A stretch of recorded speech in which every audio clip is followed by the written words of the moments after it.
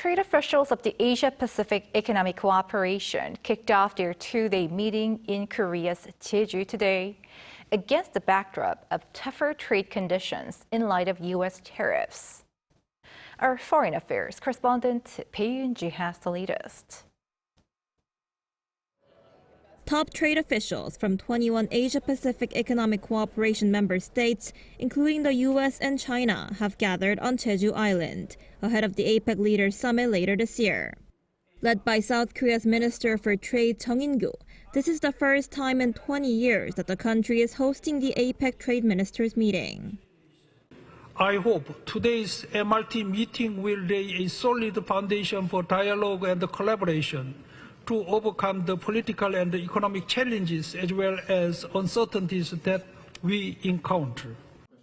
On the sidelines of the event, Cheong held a bilateral meeting with China's top trade envoy Chenggang and also sat down for talks with U.S. Trade Representative Jamieson Greer on Thursday evening.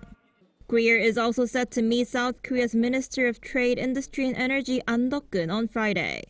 The two officials last met in Washington 3 weeks ago, where South Korea requested exemptions from reciprocal tariffs while offering cooperation on shipbuilding and energy.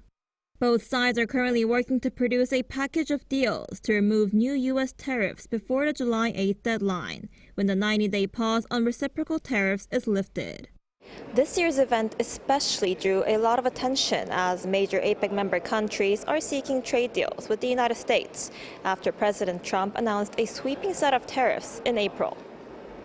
With trade officials from the U.S. and China both here in Jeju, a meeting between them on Thursday afternoon was also closely watched, as this could be seen as a potential move to make further progress to address trade friction. This comes after the world's two largest economies agreed last weekend in Geneva to temporarily lower most tariffs in a bid to defuse the trade war. Bae Eun-ji, Arirang News, Jeju.